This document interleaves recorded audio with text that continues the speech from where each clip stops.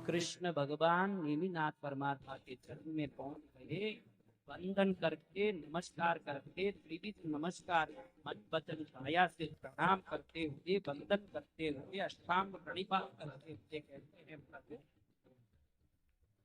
मैं 18 बार जरासंध से युद्ध करके मार, आप देवादिदेव के श्री चरण में विजय लक्ष्मण स्वयं विराजित हैं। आपके चरण तो नमस्कार करने वाला सदैव विजयी, और दुनिया के जितने देवता विजयी भव आशीर्वाद देके भेजने के बाद जिसका विजय नहीं होता हो, वो आपके स्मरण मात्र से विजय प्राप्त कर देता है। परमात्मा मुझे जरासंध से युद्ध में विजय प्राप्त करने का आशीर्वाद दान। कौन पूछे, किनको पूछे?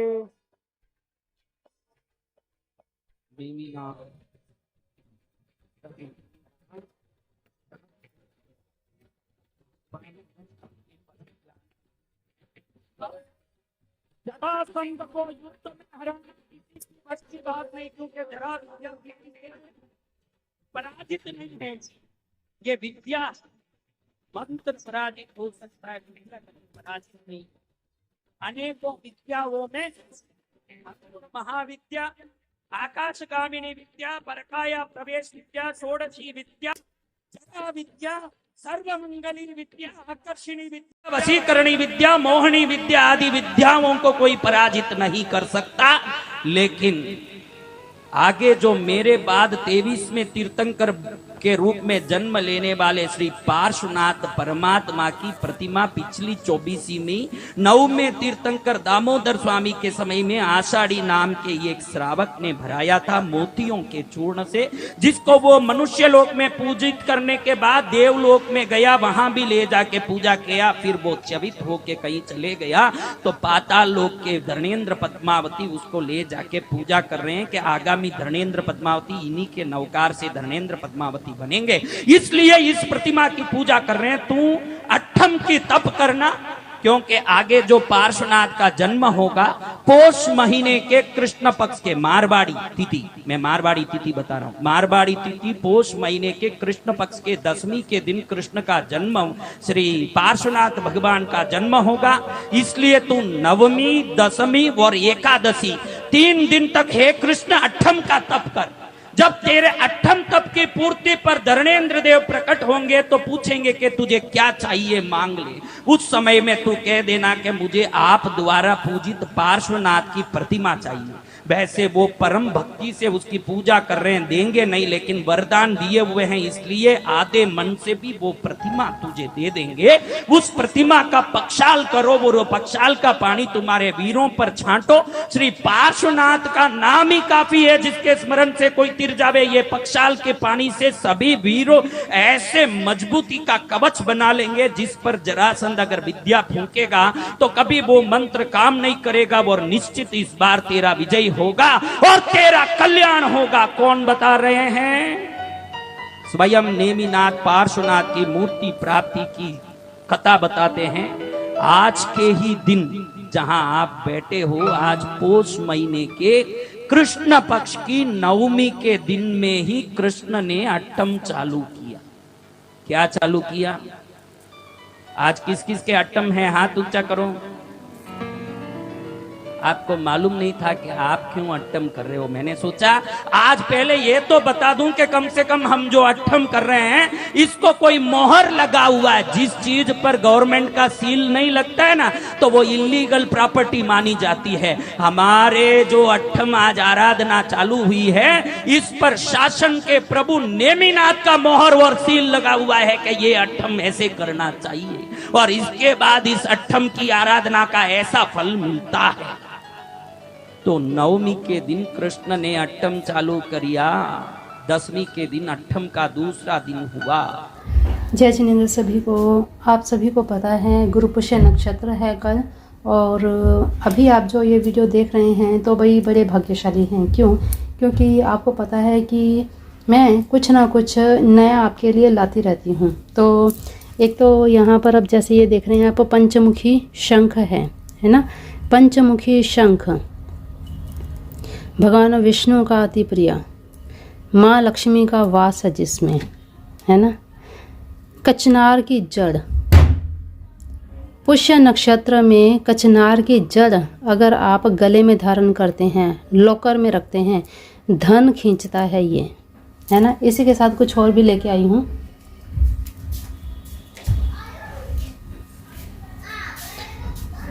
चलिए कुछ नया आपके लिए, आप सोच भी नहीं पाए होंगे ये क्या चीज़ है। अगर कोई पहचान सकता है तो पहचान कर बता सकता है मुझे, बताइएगा। किसी ने अगर देखते ही पहचाना होगा कि ये किस चीज़ का पौधा है। ये जस्ट अभी अभी मैंने मंगवाया है, ऑर्डर किया हुआ था, आज मेरे पास आया है। तो जैसे ही आया मैंने आपके साथ शेयर किया है अभी। क्यों? क्योंकि ज़रूरी है, और गुरु पुष्य नक्षत्र से पहले मुझे चाहिए था तो मुझे मिल गया है। तो भाग्यशाली तो मैं भी हूँ, और बिल्कुल ताज़ा है ये। जब जड़ से कोई भी प्लांट को उखेड़ा जाता है ना, तब एक बार के लिए पत्ते थोड़े से ढीले हो जाते हैं। और यहाँ पर आप देखिए, ये आप देख सकते हैं, यहाँ से ये ग्रो हो रहा है ना, यहाँ पे ये देखिए, ये देखिए पूरी हरी है ना। यहाँ से है ना, ग्रो हो जाएगा। अब मैं आपको बता दूं कि ये देखिए, यहाँ से ये देखिए,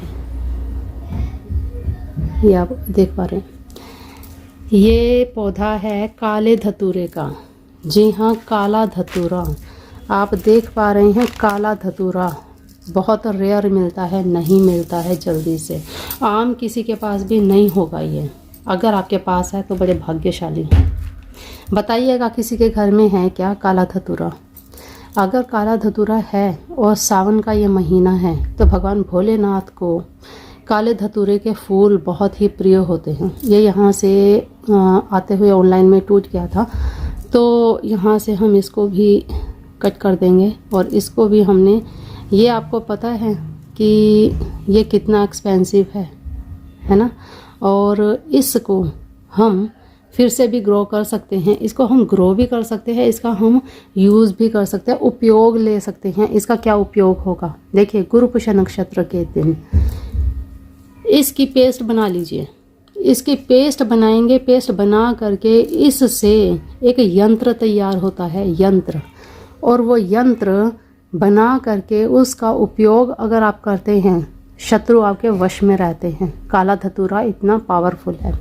इसके अलावा पुष्य नक्षत्र में अगर आप इसकी जड़ अगर आप ले करके अभिमंत्रित करके अपनी पॉकेट में, चांदी के ताबीज़ में, अपने गले में धारण करते हैं तो किसी भी प्रकार का डर नहीं रहता, भय नहीं रहता।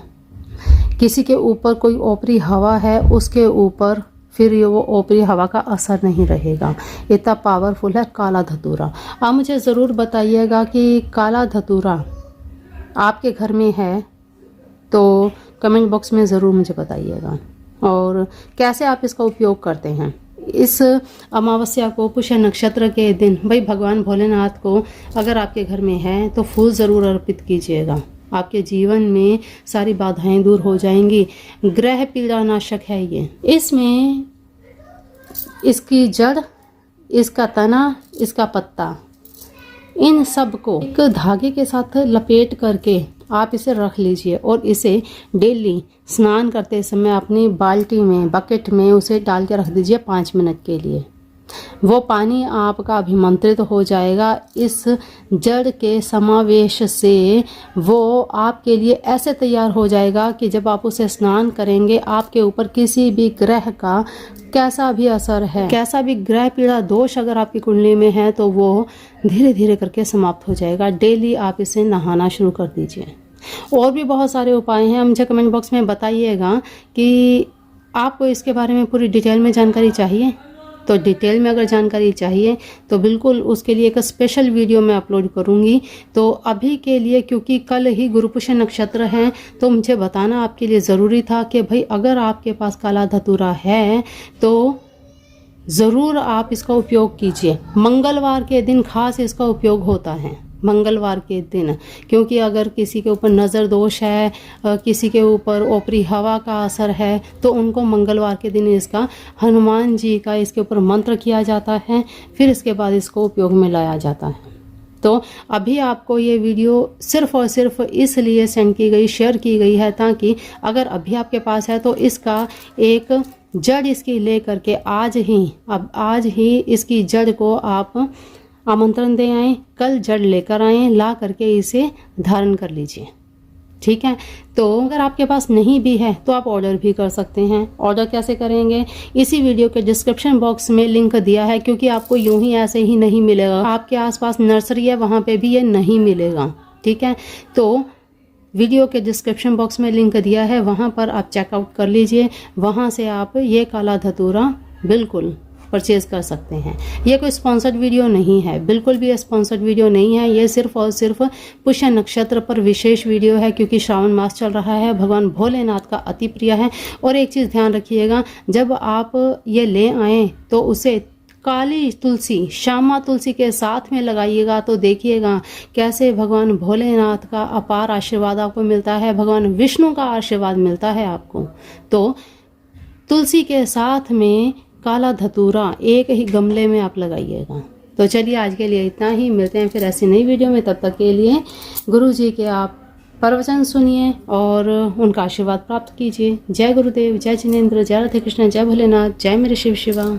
शास्त्र कहता है परम पंच परमेष्टिमा परमेश्वर भगवान, चार निक्षेपे ध्याइए नमो नमो श्री जिन भान। इसी को बोल के 12 खमासना तीनों दिन देना है।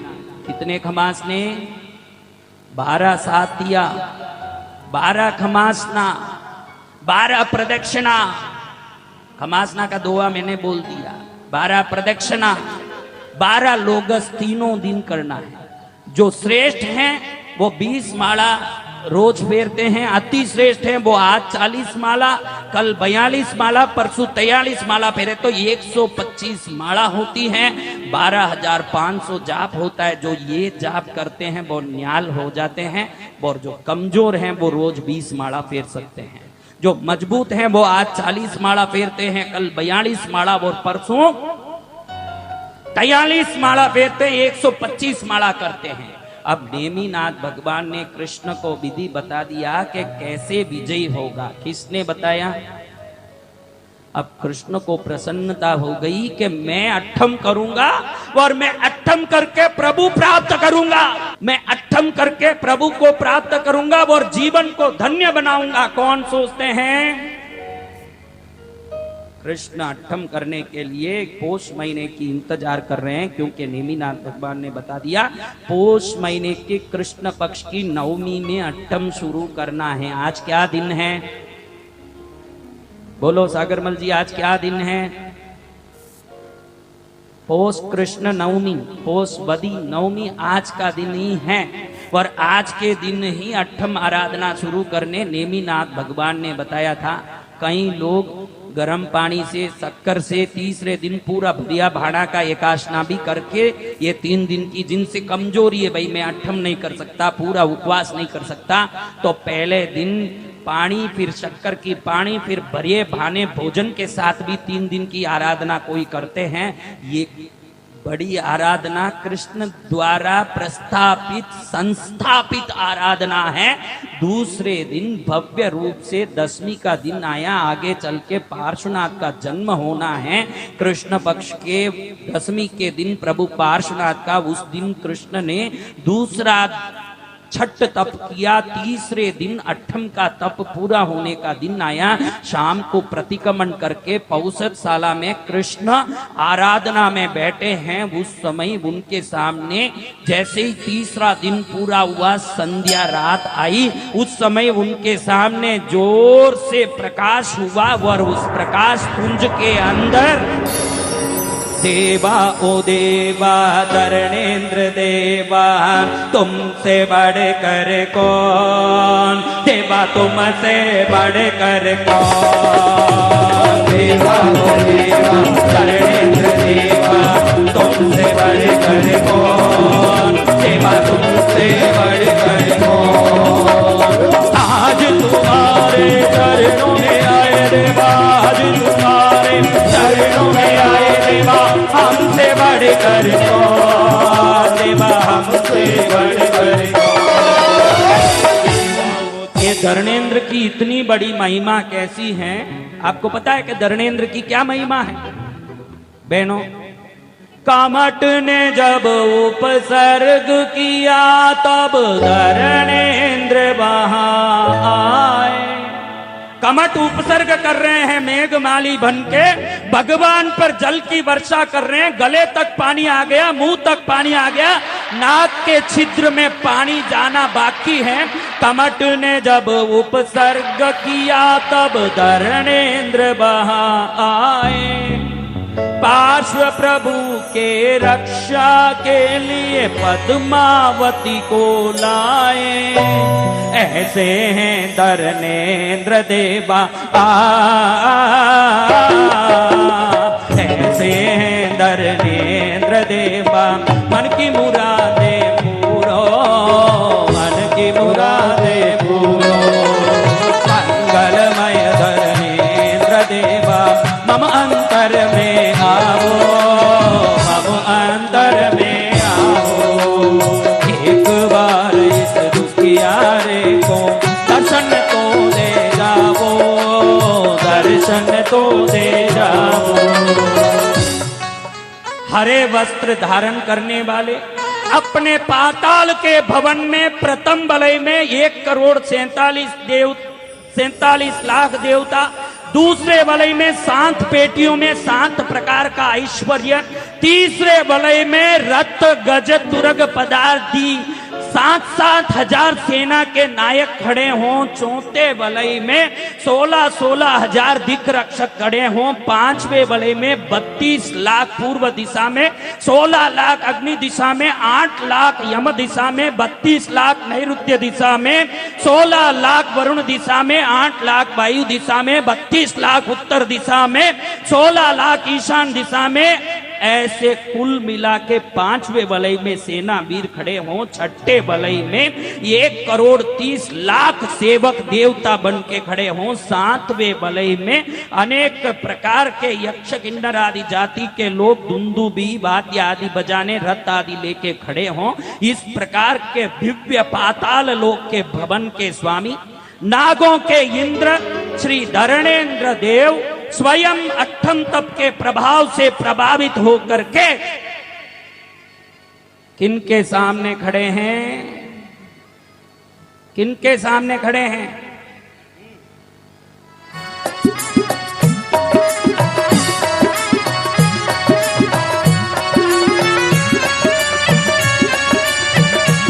ओम ह्रीं श्री धरणेंद्र देवाय नागराजाय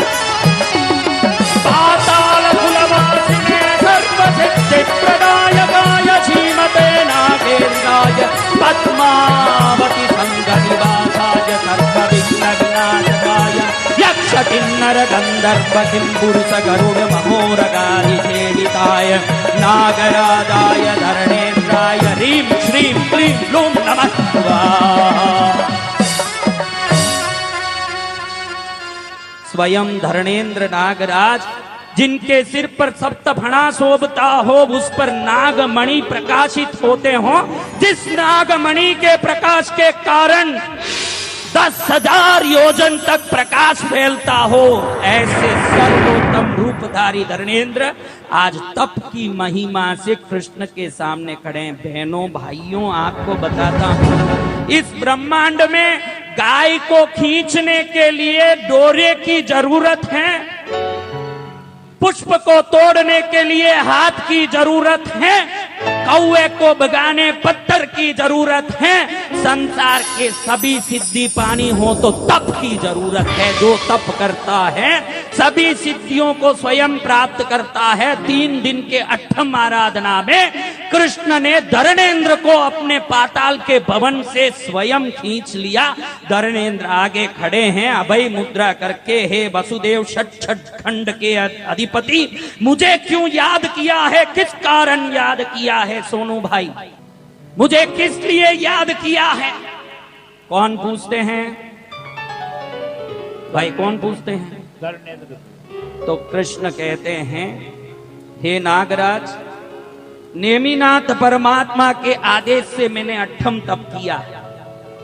परमात्मा ने बताया कि पौष महीने के कृष्ण पक्ष की नवमी, दसवीं और एकादशी को अठम करें तो आपकी कृपा प्राप्त होगी। मुझे आपकी कृपा की जरूरत है। धरणेन्द्र प्रसन्न होके कहते हैं कि षट खंड के अधिपति श्री कृष्ण अगर मुझे याद करते हैं तो ये मेरा सौभाग्य है, और आपको जो भी मेरे से जरूरत मदद पड़ेगी मैं निश्चित रूप से उसको पूरा करूंगा। आप जो चाहिए मुझसे मांग सकते हैं। मैं देव हूं, मेरा वचन सत्य है, मेरे आचरण सत्य है। जिन चरण में समवसरण में सेवा करने वाले मेरी चरित्र सत्य है, इसलिए मुझसे आप कुछ भी मांग सकते हैं। आपके हर मांगी हुई इच्छा मैं पूरी करूंगा, आपके हर इच्छा को मैं संपन्न करूंगा। कृष्ण आप बताइए आपको क्या चाहिए? कृष्ण प्रसन्न होते हैं, सोचते हैं कि मन की मुराद पूरी हो गई। मन की मुरादें पूरी होवे ऐसो ने मीनात रे, गिरनारा पर कृष्ण जी जाइने लीनो मोटो तपुरे, अट्टम तपरी आराधना भाइयों, अठम तपरी आराधना भाइयों, जो करे वो पाए मोक्ष भव्य जीव भाइयों, जो करे वो पाए मोक्ष भव्य जीव भाइयों। ऐसे अठम की आराधना से धरणेन्द्र कहते हैं मैं जो भी मांगेगा दे दूंगा, मांग लो हे वसुदेव कृष्ण। कृष्ण मन में हिम्मत लाके कहते हैं कि अनंत युगों से लाखों करोड़ों वर्ष से पाताल लोक में जो आप पूजा कर रहे हो, जो आगामी तीर्थंकर बनने वाले हैं, ऐसे 23वें तीर्थंकर पार्श्वनाथ की मोती चूर्ण से बनी हुई, आषाढ़ी श्रावक के द्वारा बनी हुई वो प्रतिमा मुझे चाहिए, जिस प्रतिमा के कारण मेरे आगे कल्याण होना है। नेमिनाथ परमात्मा ने बता दिया कि इसी प्रतिमा से मेरा कल्याण होना है। इस प्रतिमा को मुझे आप सुकृत करके मेरे जीवन को धन्य बनाए। धरणेन्द्र देव कहते हैं मांगते मेरा प्राण मांग लेते कृष्ण, प्राण से भी अति पूजित दिव्य वैभव युक्त श्री शंकेश्वर दादा की मूर्ति मांग ली। कोई बात नहीं, आपने मांगा, मैंने वचन दिया है, मैं दूंगा। मैं हंसते हंसते रोते रोते भी जो वचन है उसका पूरा करूंगा। मन में बहुत दुख है कि मेरा आराध्य देव आपने मांग लिया, लेकिन देव वचन कभी खाली नहीं जाता है। आपने जो मांगा वो देना मेरा धर्म है। आपको मैं ये मूर्ति सुपुर्द करूंगा। श्री कृष्ण रुक्मिणी आदि अनेकों पत्नियों के स्वामी, गोपिका नायक, मथुरा द्वार का नायक श्री कृष्ण अति प्रसन्न होते हैं कि मेरी मन की कामना पूरी हुई। और इसी प्रकार से धरणेन्द्र देव बड़े दुखी होते हुए प्रतिमा किसको सुपुर्द करते हैं? किसको सुपुर्द किया? कृष्ण के हाथ में मूर्ति आई। मूर्ति को माघ शुदी पंचमी, ये पोष महीना चल रहा है। अभी क्या महीना चल रहा है? अपन सब राजस्थान में हैं तो हम इसको पोष महीना कहते हैं, गुजराती में नहीं। तो अभी ये पोष महीने के दिन में प्राप्त प्रतिमा को माघ शुदी पंचमी, जिसको वसंत पंचमी कहते हैं। क्या पंचमी? क्या पंचमी कहते हैं? बसंत पंचमी। तो ये वसंत पंचमी के दिन प्रतिमा का धूमधाम से पक्षाल जोरदार रूप से कृष्ण अपने गोकुल से शुद्ध पवित्र गिर गायों का दूध मंगाते हैं, जिसमें सोना मिला हुआ है, केसर डाला हुआ है। सर्वोत्तम दूध से उस प्रतिमा का पक्षाल करवाने दादा जल दूध ले आयो, केसर चंदन छाटी पूजा रचायो। भक्ति ती दादा थारे पक्षाल रचायो, वो पारस दादा आसरो तमारो, आसरो तमारो। संकेश्वर पारस दादा आसरो तमारो, वो पारस दादा आसरो तमारो, आसरो तमारो, आसरो तमारो,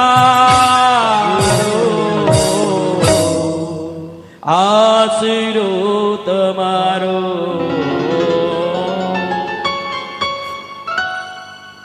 अब संकेश्वर दादा का पक्षाल हुआ। पक्षाल की पानी लेकर के युविद सुविशुद्ध युद्ध के वीर हाथ में जल लेके निकले, सब अपने ऊपर नवकार मंत्र बोल के छांट लिए। अब जरासंध से युद्ध हो रहा है। इस बार क्या हुआ होगा, अब आप बता सकते हो। इस बार क्या हुआ? 18 बार युद्ध में हारे हुए कृष्ण को इस बार नेमिनाथ भगवान के मार्गदर्शन कृपा से दादा की प्रतिमा मिली। प्रतिमा का पक्षाल जल सभी वीरों पर छांटा, वीर युद्ध पर गए। घनघोर घमासान युद्ध हो रहा है और युद्ध में जरासंध अनेक बार जरा विद्या बोलते हैं, लेकिन वो जरा विद्या पराजित होके वापस आ जाती है, क्योंकि इस पवित्रतम परमोत्तम जल की प्रभाव से अपने आप सभी वीरों पर कवच बन गया है और सभी के सभी विजय प्राप्ति की शक्ति लेके खड़े हैं। मंत्र वापस आ गया। जरासंध से युद्ध में जरासंध के सभी वीर हार गए और कृष्ण को 18 बार युद्ध के बाद पहली बार विजय प्राप्त हुआ। और ये विजय भी श्री पार्श्वनाथ परमात्मा की दिव्य प्रतिमा की भव्य महिमा से, नेमिनाथ परमात्मा के कृपा से प्राप्त हुआ। तो उसी दिन कृष्ण सोचते हैं कि इस प्रतिमा की जिस दिन स्थापित की मैंने माघ सुद पंचमी को, और मैंने पक्षाल किया और मेरा विजय हुआ, ऐसा सोच के श्री नेमिनाथ भगवान की कृपा से प्राप्त विजय और श्री पार्श्वनाथ प्रभु के इस भव्य प्रतिमा से प्राप्त विजय का घोषणा करने के लिए कृष्ण अपने पांचजन्य नाम का शंख हाथ में लेते हैं और उस शंख को जोर से बजाते हुए, घोषित करते हुए, शंखनाद करते हुए तीनों लोकों में ऐलान करते हैं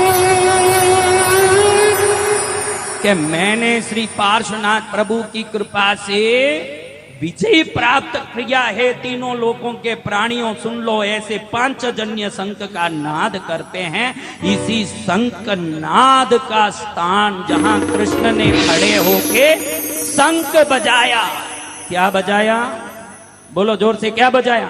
शंख। जहां शंख बजाया प्रभु ने, वो ही शंखेश्वर गांव के नाम से प्रसिद्ध हुआ।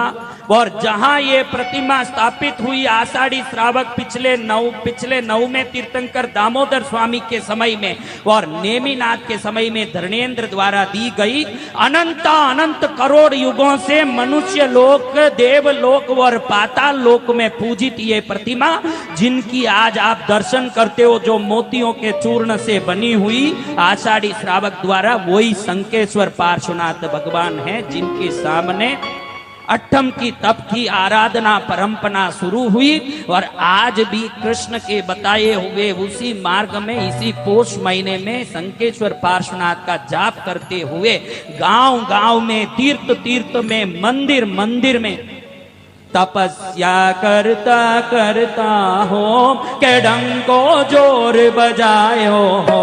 तपस्या करता हो के डंको जोर बजायो हो। जोर बजायो, जोर बजायो, जोर बजायो हो। जोर बजायो, जोर बजायो, जोर बजायो हो। तपस्या करता हो के डंको जोर बजायो। तपस्या करता हो डंको जोर बजायो। बोलो श्री शंखेश्वर पार्श्वनाथ भगवान की जय। नीद गलता आग ले क्षीर सागरों फीका पड़े एवा श्री शंकेश्वर प्रभु ने भावे करो वंदना देवा प्रभु